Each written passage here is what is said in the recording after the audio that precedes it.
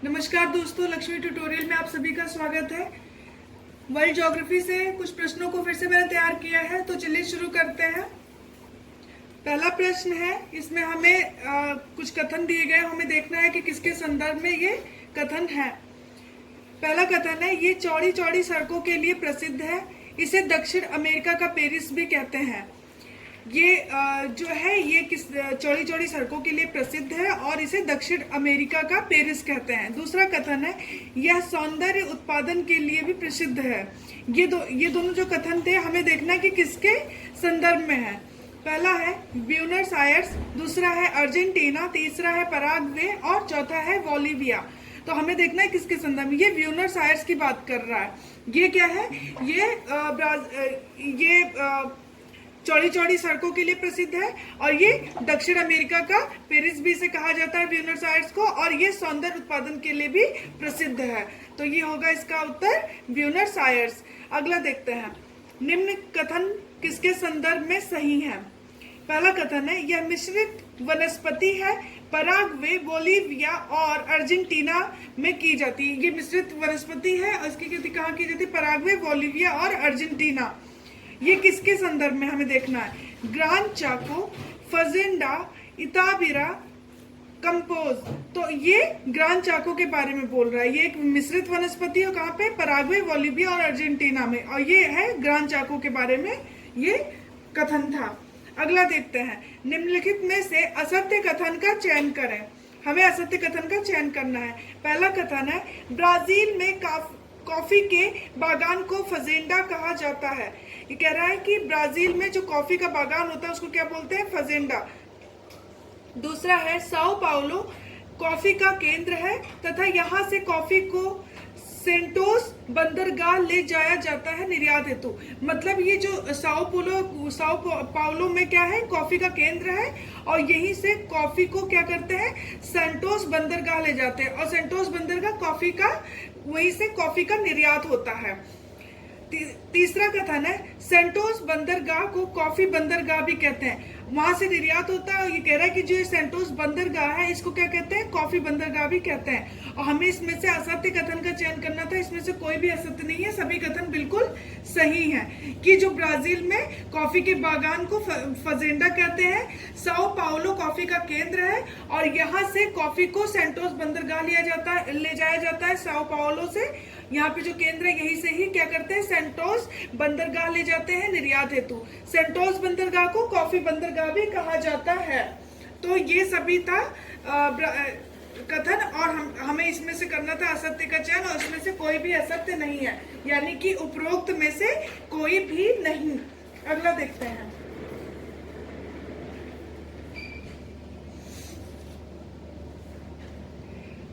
निम्नलिखित पर विचार करें और सत्य कथन का चयन करें। हमें इसमें से विचार करना है और सत्य कथन का चयन करना है।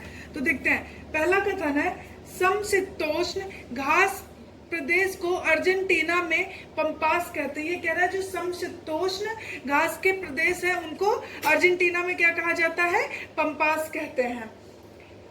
मातो ग्रोसो का पठार मुख्यतः ब्राजील में पाया जाता है, थोड़ा हिस्सा बोलिविया में भी पाया जाता है। ये कह रहा है जो मातो ग्रोसो का पठार है वो मुख्यतः ब्राजील में है, लेकिन थोड़ा हिस्सा उसका बोलिविया में भी पाया जाता है। तीसरा कथन है, ब्राजीलियन उच्च भूमि के बेलो हॉरिजोंटो और इताबीरा दो लौ उद्योग केंद्र हैं। ये कह रहा है ब्राजीलियन उच्च भूमि जो है, वहां के जो बेलो हॉरिजोंटो और इताबीरा है, ये दोनों क्या है, लौ उद्योग केंद्र है, और ये कहाँ पे है, ब्राजीलियन उच्च भूमि में।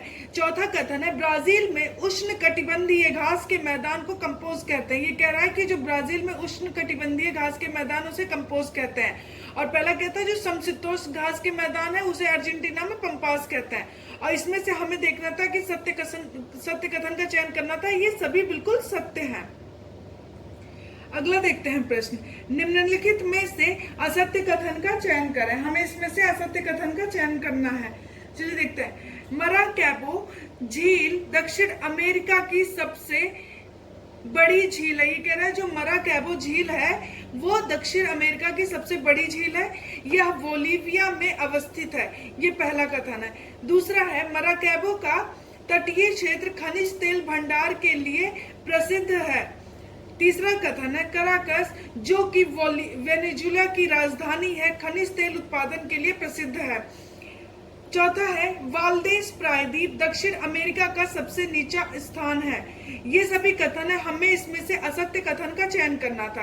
तो इसमें से असत्य कौन सा होगा? मराकैबो झील दक्षिण अमेरिका की सबसे बड़ी झील है, बिल्कुल ठीक है, लेकिन ये बोलिविया में अवस्थित ना होके ये वेनेजुला में अवस्थित है, तो ये पहला वाला कथन ही गलत हो गया। बाकी मराकैबो का जो तटीय क्षेत्र है वो खनिज तेल भंडार के लिए प्रसिद्ध है। कराकस जो कि वेनेजुला की राजधानी है वो खनिज तेल उत्पादन के लिए प्रसिद्ध है। और वाल्देस प्रायद्वीप दक्षिण अमेरिका का सबसे नीचा स्थान है। दोस्तों, जो अभी मैंने पहला प्रश्न देखा था, ग्रान चाको के बारे में बताया था, ये मिश्रित वनस्पति था। और पराग्वे, बोलिविया और अर्जेंटीना में किया जाता है। इसे शिकार भूमि और शिकार गाय या फिर हंटर लैंड भी कहते हैं। और वर्तमान में यहाँ पर शिकार पर प्रतिबंध कर दिया गया है, तो यहाँ पे कृषि कार्य होने लगा है, और वो भी उतना ही जिससे जीवन निर्वाह हो सके। तो वो ग्रान चाको का जो था उसके बारे में ये था। चलिए आगे बढ़ते हैं।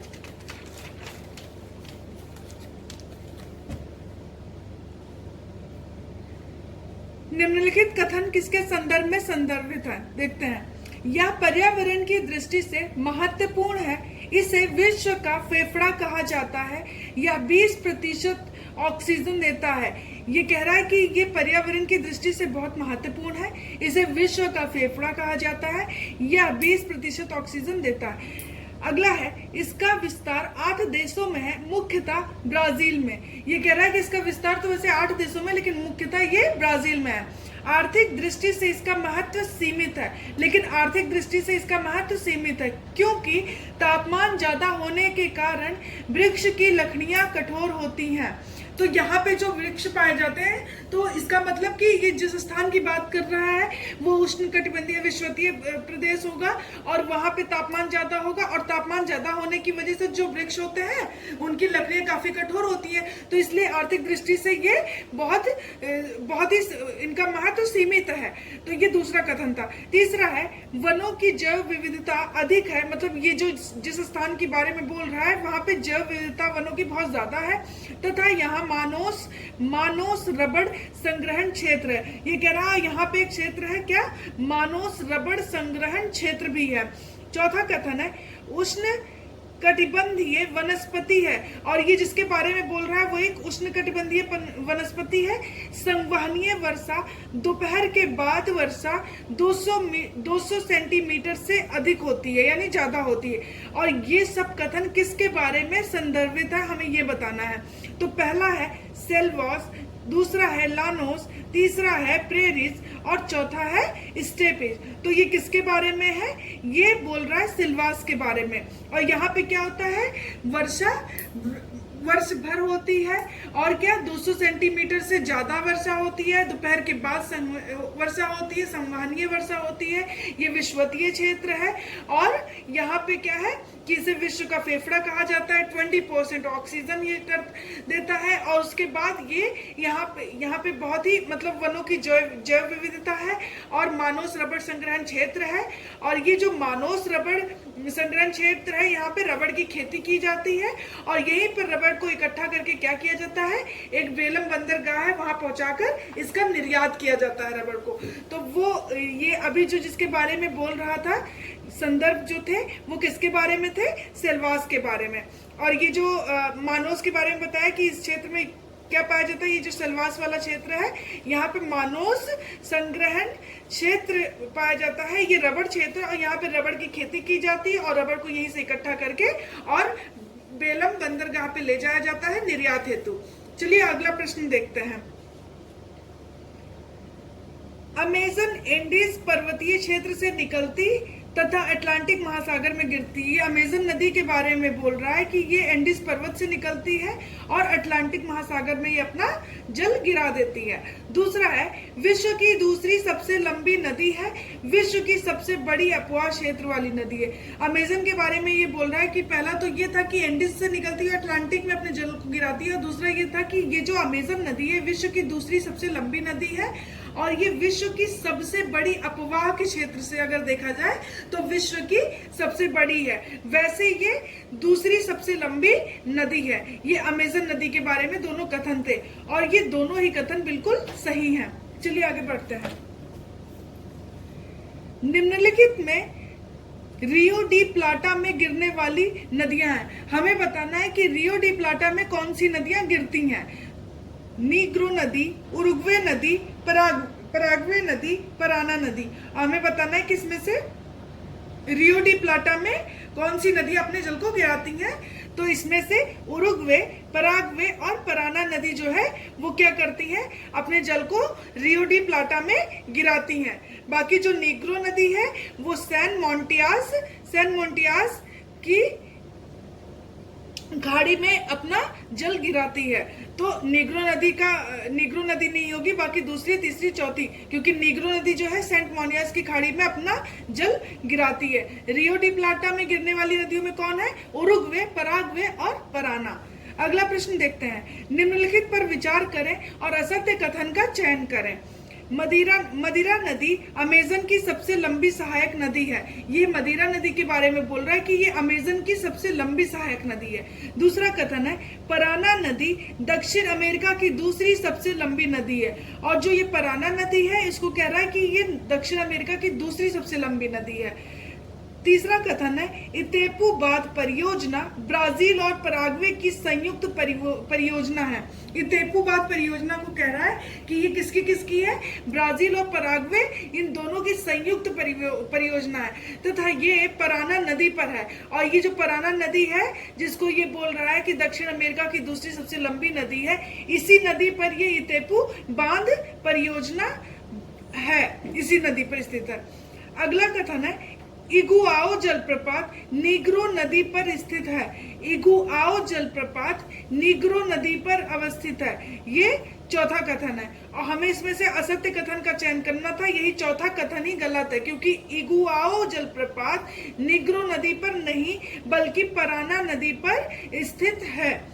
तो इगुआओ जलप्रपात पराना नदी पर स्थित है, यही गलत है। बाकी तीनों कथन बिल्कुल सही है कि जो मदिरा नदी है वो अमेजन नदी की सबसे लंबी सहायक नदी है, पराना नदी दक्षिण अमेरिका की दूसरी सबसे लंबी नदी है और इतेपू बांध परियोजना जो है वो ब्राजील और पराग्वे की संयुक्त परियोजना है और ये पराना नदी पर ही है।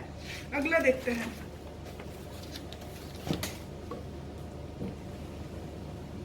निम्नलिखित में एंडीज पर्वत से निकलने वाली नदियां हैं। हमें बताना है कि एंडीज पर्वत से निकलने वाली कौन कौन सी नदियां हैं। मैग्डलिना, अमेजन, नीग्रो, कोलोराडो, ओरिनिको। हमें बताना है कि इसमें से एंडीज पर्वत से कौन सी नदियां निकलती हैं। मैग्डलिना निकलती है, अमेजन का भी उद्गम वहीं से होता है, नीग्रो का भी वहीं से ही होता है और कोलोराडो का भी वहीं से होता है। ओरिनिको नदी जो है वो यहाँ से नहीं निकलती है।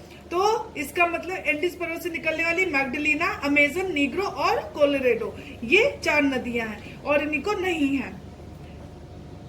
मैग्डलिना का जो मुहाना है वो कहाँ है, कैरिबियन, और अमेजन का अटलांटिक, नीग्रो का बताया था मैंने सेंट मोंटियास की खाड़ी और कोलोराडो का मुहाना कहाँ है, बाहिया ब्लांका की खाड़ी और ओरिनिको का कैरिबियन सागर। यानी कि जो मैग्डलिना और ओरिनिको है इन दोनों का मुहाना कहाँ पे होगा, कैरिबियन सागर। अमेजन का अटलांटिक, नीग्रो का मोंटियास की खाड़ी, सेंट मोंटियास की खाड़ी और कोलोराडो का मुहाना बाहिया ब्लांका की खाड़ी।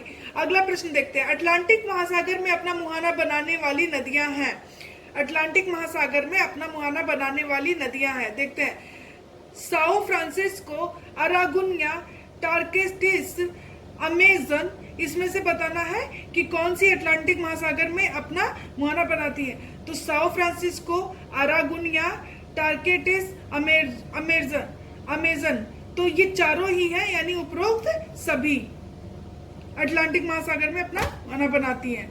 अगला है, पहला कथन है रियो डी जेनेरो ब्राजील का सर्वाधिक जनसंख्या वाला शहर है, यह ब्राजील की राजधानी थी। ये कह रहा है कि जो रियो डी जेनेरो है ये ब्राजील का सर्वाधिक जनसंख्या वाला शहर है और ये ब्राजील का राजधानी भी रह चुका है। ये रियो डी जेनेरो के बारे में बोल रहा है और इससे तो आपको पता ही होगा कि 1992 यानी 1992 में यहाँ अर्थ समिट भी हुआ था। तो ये पहला कथन है। दूसरा है सेल्वाडोर ब्राजील की प्राचीनतम राजधानी थी। सेल्वाडोर को कह रहा है कि ये ब्राजील की प्राचीनतम राजधानी थी।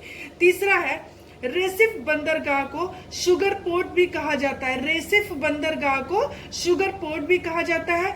ब्राजील चीनी का निर्यात यहीं से करता है, यानी कि जो ब्राजील है वो रेसिफ बंदरगाह से चीनी का निर्यात करता है और इस बंदरगाह को क्या बोला जाता है? शुगर पोर्ट भी बोला जाता है। चौथा कथन है गालपागोस द्वीप पर इक्वाडोर का अधिकार है, यह प्रशांत महासागर में स्थित है। ये गालपागोस को कह रहा है कि ये जो द्वीप है कहाँ पे है? प्रशांत महासागर में है और इस पर अधिकार किसका है? इक्वाडोर का है। ये चौथा कथन है। अगला कथन है गुयामविल बंदरगाह को पर्ल ऑफ पैसिफिक कहते हैं और यह इक्वाडोर का है, यानी गुयामविल बंदरगाह जो है वो किसका है? इक्वाडोर का है और इसे क्या बोलते हैं? पर्ल ऑफ पैसिफिक भी बोलते हैं। हमें इसमें से असत्य कथन का चयन करना था और इसमें से कोई भी असत्य नहीं है, ये उपरोक्त में से कोई भी नहीं, क्योंकि सभी कथन बिल्कुल सही है कि रियो डी जेनेरो ब्राजील का सर्वाधिक जनसंख्या वाला शहर है और यह ब्राजील की राजधानी भी रह चुका है। सेल्वाडोर ब्राजील की प्राचीनतम राजधानी थी, ये भी बिल्कुल सही है। रेसिफ बंदरगाह से शुगर पोर्ट भी कहते हैं क्योंकि और ब्राजील यहीं से ही चीनी का निर्यात भी करता है। गालपागोस द्वीप ये इक्वाडोर का अधिकार है और ये कहाँ पे है? ये पैसिफिक ओशन में है। और गुयामविल बंदरगाह को पर्ल ऑफ पैसिफिक कहते हैं और ये कहाँ पे है? इक्वाडोर का है। इस पर ये इक्वाडोर का है गुयामविल बंदरगाह। तो इसमें से कोई भी असत्य नहीं है, तो उपरोक्त में से कोई भी नहीं। फॉकलैंड द्वीप जो है उस पर यूके का अधिकार है, लेकिन अर्जेंटीना हमेशा उसकी मांग करता रहता है, मतलब ये विवाद में रहता है। तो फॉकलैंड द्वीप पर किसका? यूनाइटेड किंगडम का अधिकार है और अर्जेंटीना उसकी मांग करता रहता है कि नहीं मेरा अधिकार है। तो इसमें से हमें बताना था असत्य, इसमें से कोई भी असत्य नहीं है, उपरोक्त में से कोई भी नहीं। तो आज के लिए इतना ही। Thank you so much. अगर वीडियो अच्छा लगे तो लाइक करें।